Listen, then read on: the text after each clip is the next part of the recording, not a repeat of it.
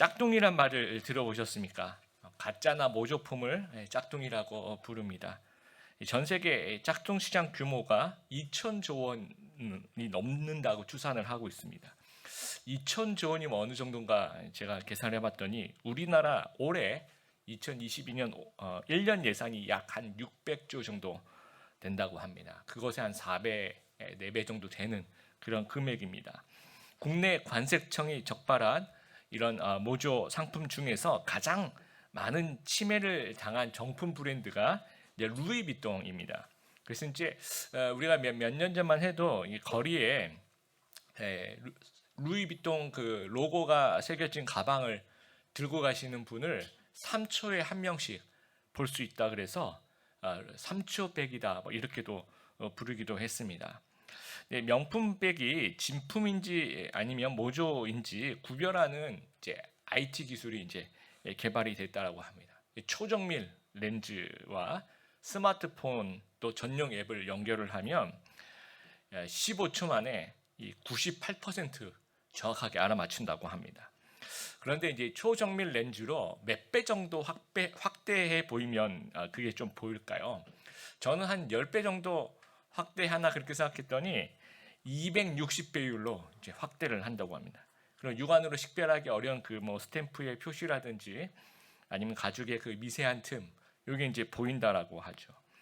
근데 이제 이게 일반인들이 이 어떤 그 초정밀 렌즈를 구입하기가 좀 힘든 게 기기 구입비만 약 한 30몇만 원 정도 하고 매달 이용료를 몇십만 원씩 내야 된대요. 그러니까 이 가격이 가방 하나 사는 것보다 시간이 지나면 더 비쌀 수가 있다는 거죠. 그래서 일반인들은 못 쓰고 전문 매장에서 이제 이걸 이용한다라고 합니다. 그러니까 이제 우리 입장에서는 참 구별해내기가 힘들다라는 겁니다. 오늘 예수님께서 진짜와 가짜에 대한 이야기를 비유로 이제 들려주시는데 지난 시간에도 말씀드린 것처럼 마태복음 13장은 하나님 나라에 대한 비유가 이제 시리즈로 나오고 있습니다. 지난주에는 씨 뿌리는 자의 비유, 그러니까 4가지 밭의 비유를 말씀드렸고 오늘도 이제 밭에서 일어나는 일에 대한 비유인데 다른 점이 지난주 비유에서는 이제 여러 다른 밭들이 이제 존재한다면 오늘은 이제 하나의 밭, 같은 밭에서 일어나는 일에 대한 설명을 좀 하시고 계시는 거예요. 그러니까 지난주와 오늘은 이제 비유의 세부 의미가 어떤 뜻 자체가 완전히 또 달라지는 겁니다. 그래서 일명 이제 가라지 비유라고 얘기합니다. 이 가라지는 이제 곡식이 아닌 잡초를 의미합니다. 특별히 이제 밀밭에서 자라나는 그 잡초 중에서 이 독보리라는 것이 있대요. 외형이 밀과 거의 구별이 안 된다고 합니다. 근데 이제 이 앞에 이제 독자가 붙는 것처럼 이 독성 물질을 포함하기 때문에 그 독보리를 이제 그 열매를 우리가 먹게 되면 심한 메스꺼움을 느끼고 뭐 경련을 느끼고 또 이제 배탈이 나고 그다음에 죽음에 이르는 경우도 있다라고 해요. 그래서 반드시 이제 제거돼야 되는데 오늘 이제 비유에 24절, 25절 좋은 씨를 이제 자기 밭에 뿌립니다. 근데 이제 밤에 원수가 이 가라지를 덧뿌리고 이제 가는 겁니다. 그래서 이제 이제 예수님께서 해설을 해주는 거죠. 38절에 좋은 씨는 천국의 아들들이요, 가라지는 악한 자의 아들들이요. 그래서 예수님께서 이 가라지 비유의 뜻을 얘기해 주시면서 이 가라지를 악한 자의 아들들이라고 이제 설명을 해주고 있어요. 이 말은 한 밭에 밀과 가라지가 섞여 있다는 겁니다. 영적으로 해석하면 내가 다니는 지상교회에 알곡 신자, 진짜와 이 가라지 신자, 이 가짜가 함께 출석하고 있다라는 겁니다. 그러니까 우리는 가라지가 섞인 교회에서 살아가고 있다라는 겁니다. 그래서 어떻게 그것을 이해해야 되는지 그리고 어떤 자세로 살아가야 하는지 4가지 단어를 가지고 좀 말씀을 좀 살펴보았으면 좋겠습니다. 첫 번째는 경각심입니다. 가라지가 섞여 있음에 대한 경각심을 가져야 합니다. 28절에 보니까 이제 주인이 그것을 딱 보고 원수가 하였구나 이렇게 딱 알아차립니다. 그런데 27절에 보시면 이게 종들이 이제 와서 말하는데 질문을 하는 거예요. 밭에 좋은 씨를 뿌렸는데 어디서 가라지가 생겼습니까? 라고. 그러니까 종들은 전혀 몰랐다는 거예요. 주인은 알고 있었는데 종들은 이게 뭐지 하면서 전혀 모르고 있었다는 겁니다. 이 고대 근동에 서로 원수지간일 때 가끔 상대방의 밭에 이제 밤에 조용히 가서 이제 가라지를 뿌리는 사람들이 실제로 있었다는 거예요. 그래서 농사에 지장을 주고 또 이제 자기 원수인 그 사람을 이제 골탕 먹이려는 거죠. 그래서 예수님의 비유는 언제나 실생활에 일어난 일들을 이제 잘 설명해 주시는 겁니다. 그래서 당시 로마법에도 남의 밭에 가라지를 뿌린 자를 벌하는 규정을 있을 정도라는 거죠. 그런데도 이제 종들은 몰랐다는 거죠. 가끔 일어난 일인데도 불구하고 왜 그랬을까요? 종들은 그냥 설마 했을 것 같아요. 경각심이 이제 없었던 거죠. 저희들도 마찬가지입니다. 이 종들처럼 좀 우리가 오해하지 말아야 될 것은 지상교회는 완전 무결하다라고 생각하면 안 되는 거죠. 내가 다니는 교회는 좋은 것만 가득해야 돼. 좋은 것만 가득할 거야. 이렇게 생각하고 있으면 안 된다는 거죠. 이제 우리가 죽어서 하늘나라에 가면 그때 이제 완전 무결해집니다. 좋은 것들만 가득합니다. 하지만 지상교회라고 얘기하는 이 안에는 아직도 우리가 죄가 이제 존재하고 있는 거죠. 그래서 하나님의 아들들과 마귀의 아들들이 섞여 있습니다. 오늘 말씀에 하나님의 아들들과 마귀의 아들들이 섞여 있을 가능성이 있는 겁니까? 아니면 실제로 섞여 있는 겁니까? 실제로 섞여 있다. 오늘 말씀에 예수님께서 그런 가능성이 있어 이렇게 얘기 안 하십니다. 실제로 이런 일이 벌어지고 있다라고 실제한다라고 말씀을 하고 있는 거예요. 그래서 이제 우리 이제 교회 생활 하다 보면 말도 안 되는 일, 이상한 일들이 이제 벌어질 가능성이 있습니다. 제가 이제 시카고에서 이제 교육 전도사 할 때 저희 교회에 새로운 가족이 한 분 계셨어요. 그래서 이제 여러 가지 얘기를 나누다가 어떻게 이제 저희 교회에 오시게 됐습니까?라고 이제 물어봤더니 아주 기가 막힌 얘기를 들려주시는데 그 전에 다녔던 교회에 그 목사님이 그 모든 교회 재산, 현금과 부동산과 그걸 다 처분해서 지도자도 모르게 사라지셨대요. 그래서 성도들이 이제 많지는 않았던 것 같은데 예배드릴 공간도 그렇죠. 그다음에 교회 자체가 이제 모일 수 있는 근거가 없어진 거예요. 그래가지고 이제 어떻게 하지 해가지고 연결이 되어서 오셨다. 그 얘기를 직접 저희한테 전달해 주시는데 제가 그때 26살, 7살 이렇게 굉장히 충격이었어요. 저도 이제 교회에서 어렸을 때부터 목회자의 자녀로 자라와서 많은 이야기를 듣고 자랐다고 생각했는데 실제로 그런 분을 만나니까 굉장히 저는 좀 혼란스러웠었습니다. 그리고 이제 어느 이민교회 목사님, 아주 유명한 목사님인데 그 교회가 이제 아주 고질적인 분쟁에 휩싸이게 된 거예요. 그래서 교회 분란을 주도하는 세력이 이제 목사님을 협박을 하는데 제가 그 목사님 설교 시간에 들은 얘기입니다. 이렇게 협박을 했대요. 그들이 찾아와가지고 목사님이 가지고 있는 것을 우리가 다 뺏어갈 겁니다. 목사님의 명성도 뺏어가고 목사님의 재산도 건강도 미래도 다 뺏어갈 것입니다. 이렇게 협박을 했대요. 근데 제가 그 설교를 들으면서 이건 교회 용어가 아니다. 이건 우리 이제 드라마나 영화에서 이 조직 폭력배들이 쓰는 그런 용어들을 버젓이 이제 교회에서 쓰고 있는 겁니다. 그러니까 실제로 말도 안 되는 일들이 지상교회 안에서 이제 벌어지고 있는 거예요. 그렇다면 우리는 평소에 어떤 마음을 가지고 있어야 하는가? 우리 영화에서 이제 비행기나 선박이나 이제 잠수함이 충돌 위기에 있으면 정말 많이 나오는 영어 표현이 있죠. Brace for impact. 한국말로 하면 충격에 대비하라. 이런 얘기 많이 들었죠. 여러분 가만히 있다가 충격을 당했을 때랑 충격에 대비하라는 말을 듣고 몸을 긴장하면서 할 때 충격을 자세로 이제 임하게 될 때 어느 쪽이 더 피해가 최소화될까요? 마음에 대비하고 있는 쪽, 미리 알고 좀 준비하고 있는 쪽이 피해가 최대한 줄어듭니다. 그래서 우리 성도들도 이런 마음을 좀 가져야 될 것 같아요. 경각심. 종들처럼 이게 무슨 일이지? 왜 좋은 밭에 좋은 씨앗을 뿌렸는데 가라지가 왜 나오지? 어떻게 이런 일이 있지? 이렇게 되면 시험에 빠질 수 있어요. 그리고 굉장히 실망하게 됩니다. 여러분 명품이 잘 팔릴수록 동시에 모조품 시장도 이제 커지는 겁니다. 비례하는 겁니다. 그러니까 진리가 있는 곳에 가짜도 언제든지 숨어 들어올 수 있다는 사실을 우리가 좀 인식하게 되길 바랍니다. 그래서 나는 가라지가 섞여 있는 교회에서 살아가고 있다는 그 인식, 언제든 교회는 여러 일이 생길 수 있으니까 내가 좀 조심해야 되겠다라는 그런 경각심을 가지는 우리 성도님들 되시길 바랍니다. 두 번째로 관찰입니다. 인위적인 판단과 심판은 확실할 때까지 좀 보류해야 된다라는 말씀입니다. 28절에 이제 종들이 이제 주인에게 가서 이거 다 뽑아버릴까요? 라고 이제 물어봐요. 그랬더니 이제 예수님께서 그래 맞아 가라지 나쁜 거니까 다 뽑아버려야 돼 이렇게 말씀하실 것 같은데 가만두어라라고 이야기를 합니다. 왜 가만두어라 하는지 29절에 설명을 하고 계시는데 가라지를 뽑다가 곡식까지 뽑을까 염려하노라. 그러니까 예수님의 관심은 알곡에 있는 거예요. 알곡을 보호하고 싶으신 거죠. 사진을 하나 보여드리겠습니다. 여러분 보시면 이 밀밭에 뿌려진 가라지인데요. 여러분 왼쪽에 보시면 그게 밀이 이제 이렇게 생겼대요.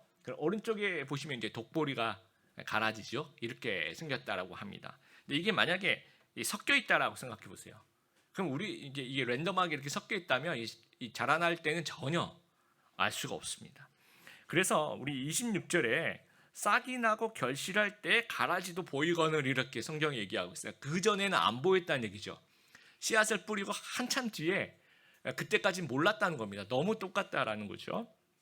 이렇게 보니까 이게 싹이 나고 결실할 때 이제 가라지도 이제 나중에 보이는 겁니다.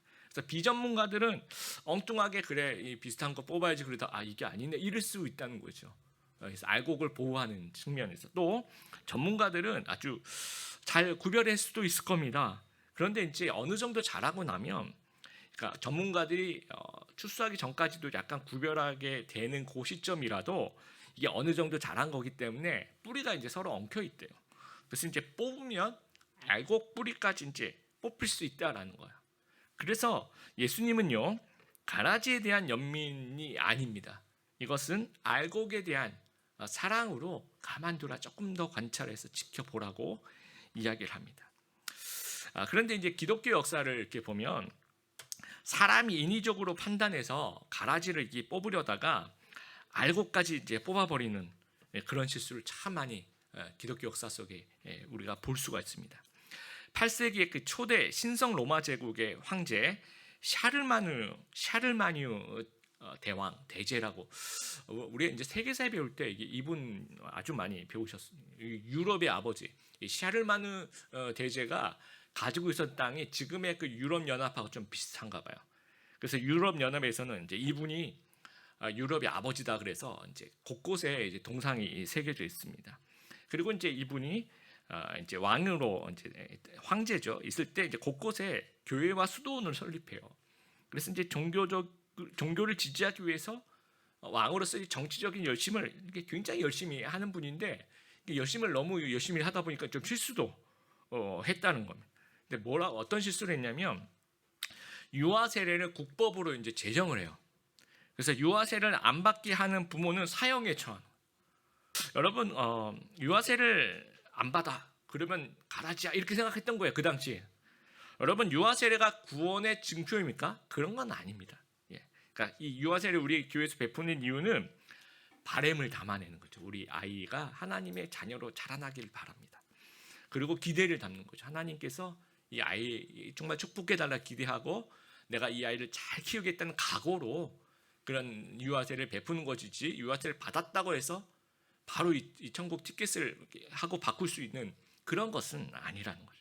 그런데 이제 그때는 유아 세례 안 받으면 가라지라고 자기가 개인적으로 생각했던 거야. 물론 이제 그런 분위기가 그 전 교황부터 이제 몇백 년 동안 이어진 것을 자기 열심을 그렇게 구현해낸 거죠.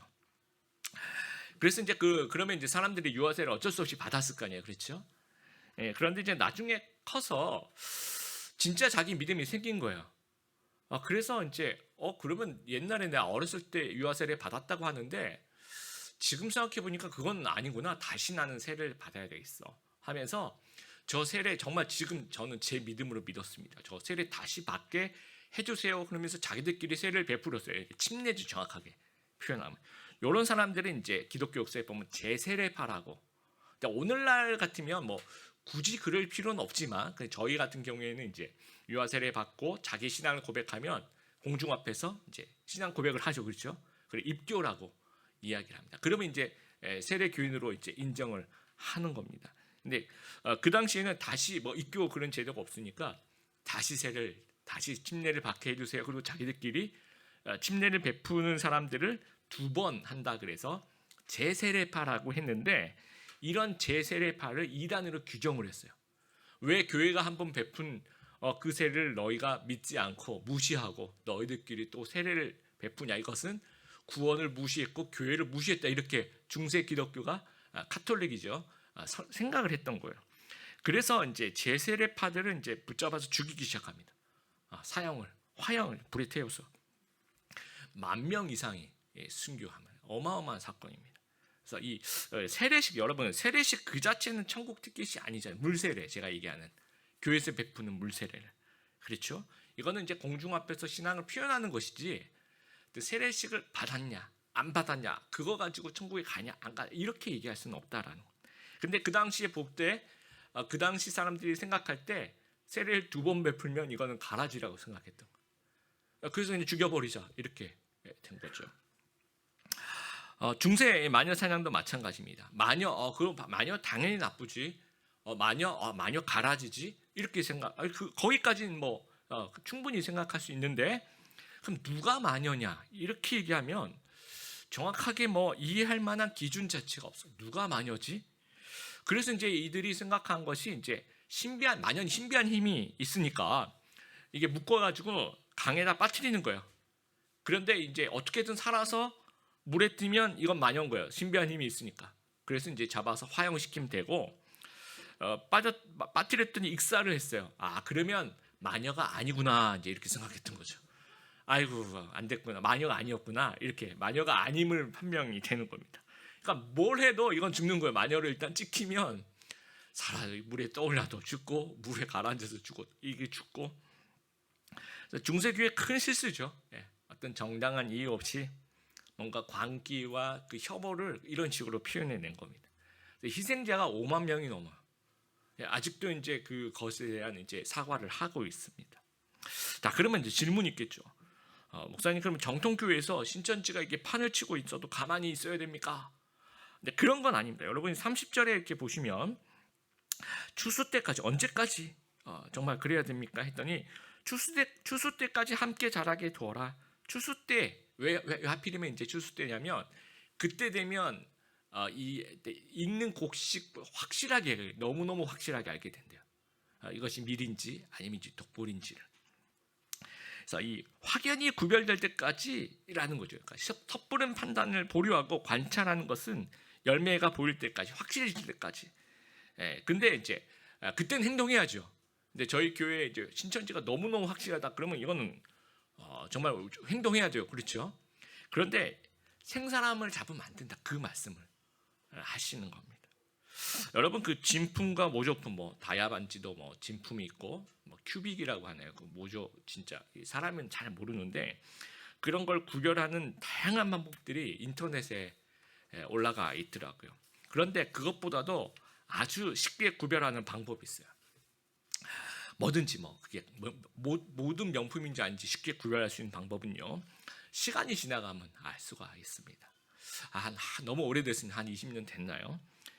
이제 상하이에 이제 가서 단체 관광을 한 적이 있는데 그때만 해도 시내 한복판에서 정말 어마어마하게 큰 짝퉁 시장이 있었어요. 지금은 아마 전혀 없을 겁니다. 근데 그때 이제 겨울철에 갔는데 그때 당시 한국에 유행했었던 상표가 노스페이스. 이 상표 이름을 얘기하면 안 되네. 북쪽 얼굴 이렇게 뭐라고 표현해야 되나요? 하여튼 그 북쪽 그거를 이제 너무너무 정교하게 만든 상품이 너무 많아요. 한국 사람들 겨냥했는지. 그리고 그때 당시만 해도 노스페이스 아동복은 없었어요. 근데 그게 한 단계 더 진화해서 아동복까지. 그래서 이제 같이 가셨던 분들이 그 노스페이스 패딩을 다 사셔서 입고 다니고, 그리고 한국에 가서도 다 막 입고 다니고 하셨는데 이제 한국에 와서도 겨울이었는데요. 조금 지나다 보니까 그 노스페이스 그 짝퉁 사신 분들 다 겨울철에 감기 걸리셨어요. 방한이 안 됩니다. 패딩은 이름만 패딩인데 실제로 추위를 전혀 막아주지를 못해가지고 결국은 모두 다 감기에 걸리셨던 그런, 조금만 시간 지나가면 다 알 수 있는 것 같아요. 저는 이제 그 노스페이스 그 패딩은 사진 않았는데 지나가다가 이제 롤렉스 시계가 이것도 이게 얘기하면 안 되죠. R사에서 나오는 그 시계가 너무 이쁘게 보이더라고요. 그래서 10,000원 주고 롤렉스 시계를 샀어요. 그래서 이게 차고 다니는데 너무 뭐랄까 이쁘더라고요. 근데 시간이 지나가니까 이게 명품 짝퉁 모르겠습니다. 시간이 안 맞아요. 10,000원어치만 딱 기능을 하고 정확하게 10,000원어치 기능을 하더라고요. 그래서 이제 늘 시간을 맞추는 게 롤렉스를 차고 시간 맞추는 사람 저밖에 없었어.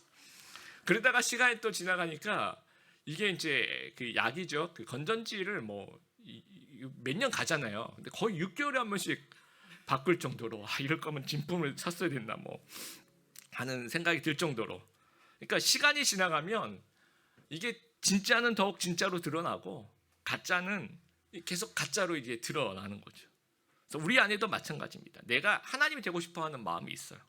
섣불리 막 비판하고 막 판단하고 싶어하는 마음이 막 마음에 존재해요. 그래서 이걸 이제 이게 확증 편향이라고 하죠. 막 내가 막 저 사람이 싫고 막 나한테 잘 못해주고 그러면 그쵸, 저 사람이 가라지라고 자꾸 생각하게 되는 거잖아요. 근데 뭐 나한테 너무 잘해주고 그러면 또 알곡이라고 생각할 수 있는 그런, 목사님들도 마찬가지. 교회에서 누군가가 막 잘해주고 그러면 막 알곡인 것 같고, 아니면 막 공격하고 그러면 가라지인 것 같은데 그게 실제로 아닐 수도 있는 거거든요. 이게 어디까지나 이거는 자기 판단이지 하나님이 그거 판단하시는 겁니다. 그러니까 그 하나님이 판단하실 때까지는 좀 확실하게 좀 어설픈 판단 좀 보류하고 시간을 두고 관찰하는데, 우리가 이제 저도 그렇고 그런 실수를 참 많이 하는 것 같아요. 그래서 이 하나님 마음은 가라지를 걸러내기 위함이 아니란, 알곡을 보호하기 위함이라는 거. 그래서 하나님은 여러분을 그렇게 사랑하신다는 거 우리가 좀 기억하게 되기를 바랍니다. 그리고 세 번째는 예방입니다. 교육과 예방을 통해서 가라지로부터 알곡을 보호해야 된다는 거예요. 그러니까 알곡을 보호하는 제일 좋은 방법은요, 가라지가 못 자라는 그런 분위기, 그런 토양을 만드는 것이 아주 중요합니다. 1975년 남부 베트남과 라오스 또 캄보디아가 불과 며칠 간격으로 공산주의자들의 손에 이제 넘어갑니다. 태국 북동부 정글로 이제 공산주의자들이 이제 모여들어요. 그래서 태국이 이제 옆 나라니까 공산주의 혁명이 이제 기운이 이제 감도는 거죠. 태국 군부들과 이제 정부가 어떻게 하면 그 태국 북부가 공산주의로 넘어가지 않도록 해야 될까라고 생각하면서 세 가지 해결책을 세웠는데, 첫 번째는 자제, 그들에 대한 공격을 일단 좀 자제하자. 두 번째, 용서, 반란군 중 누구든지 전향하면 어떤 처벌도 내리지 말고 그냥 집으로 돌려보내자. 이 세 번째가 참 중요하더라고요. 근본적인 문제를 해결하자. 그래서 게릴라 지역에 정부에서 새 도로를 건설해주고 또 새 길을 또 포장을 또 쫙 해주고 또 상업 그런 것들 지원을 해주고 전기를 더 잘 들어오게 해주고 학교를 세워주고 보건소를 세워줬다는 거죠. 그러다 보니까 이제 공산주의가 못 자라는 토양이 된 거예요. 그래서 사회 분위기 자체를 변화시켰더니 그것이 자기들이 생각했던 그것을 성공했다는 겁니다.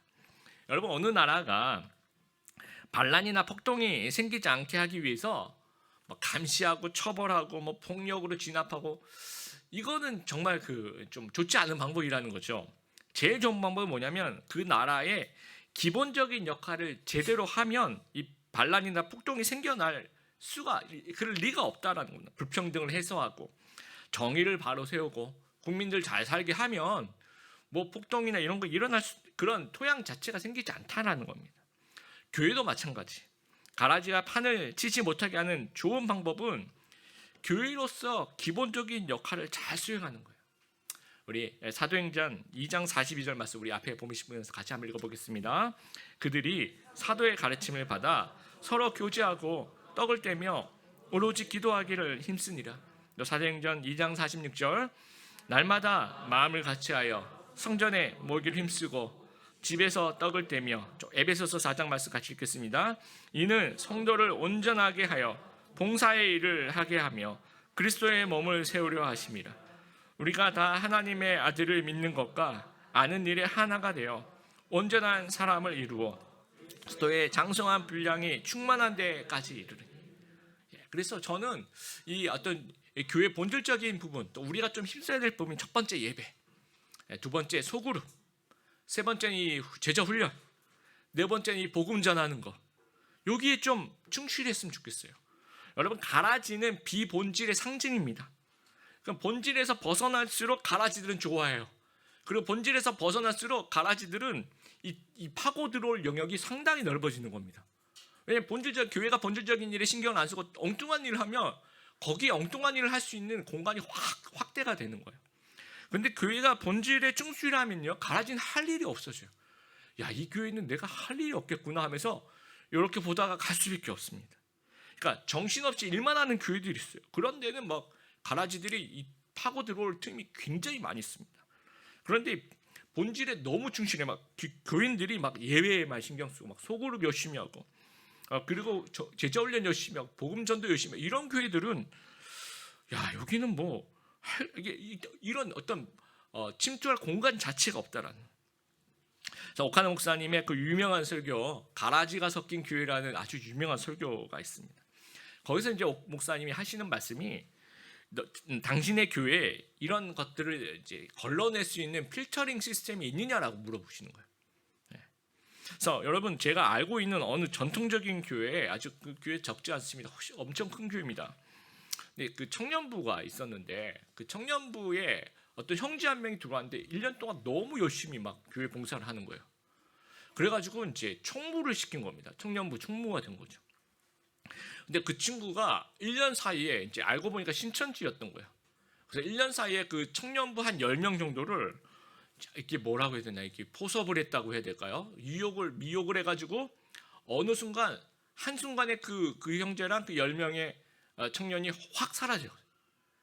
그래서 요즘도 청년 한 명이 얼마나 귀한데 난리가 났습니다. 그 교회가 발칵 뒤집혔죠.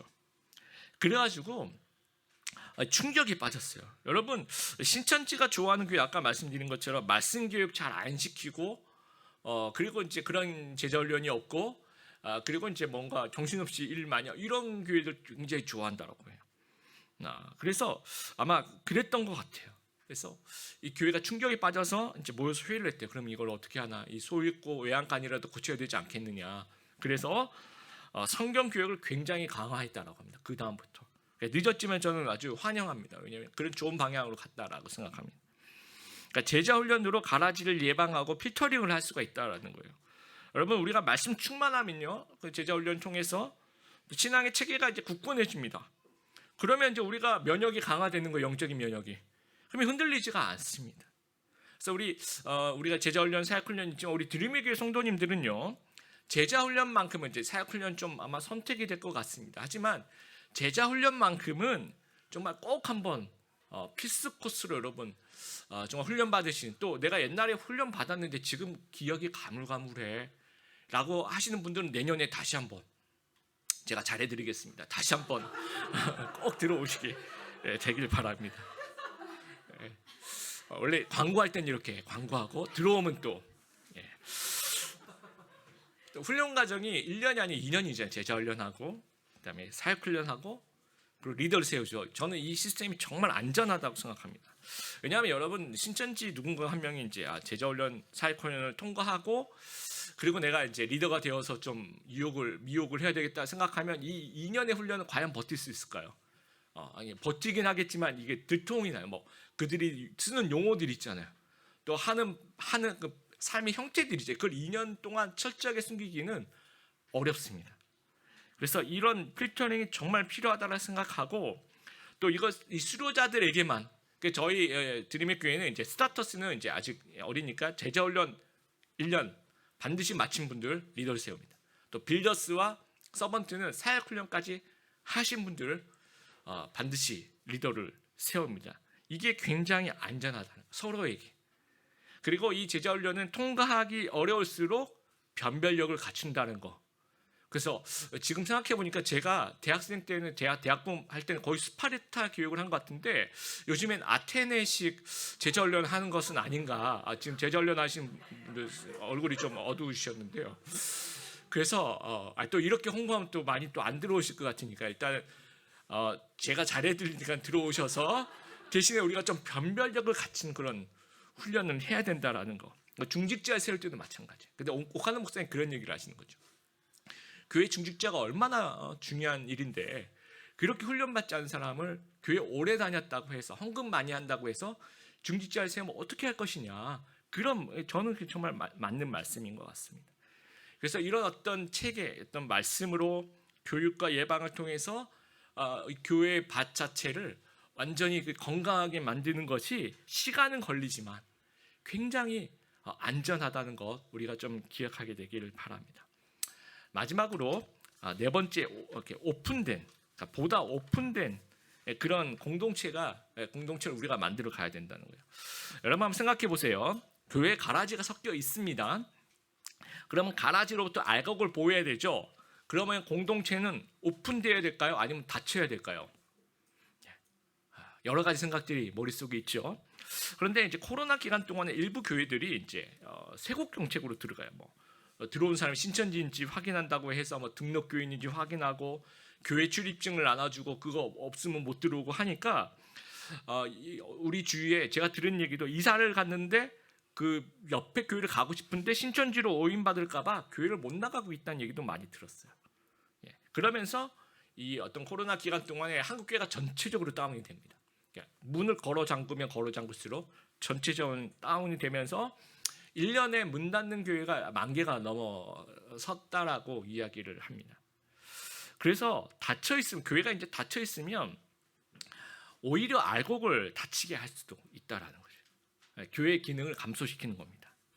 그래서 우리가 이제 4가지 단어 기억하면 우리가 경각심을 가지고 이제 관찰하고 예방하는 그런 시스템이 우리 교회에 있다면 그러면 오픈하는 것이 오히려 알곡을 보호하는 길이라는 거예요. 열린 공동체가 더 많은 알곡의 열매를 맺을 수 있다라는 거예요.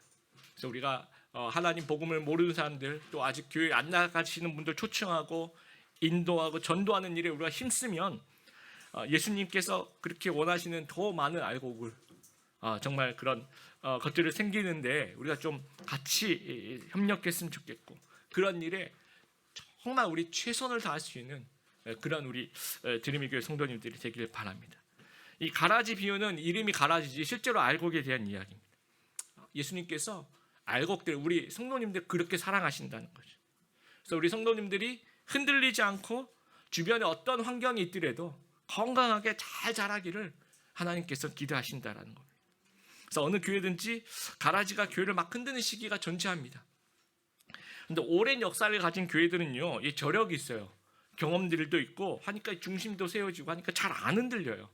그런데 이제 신생교회들 보면 이게 뭔가 한번 휘청하면 아주 큰 데미지를 받습니다. 이 존폐 위기가 있을 정도로 그렇게 흔들립니다.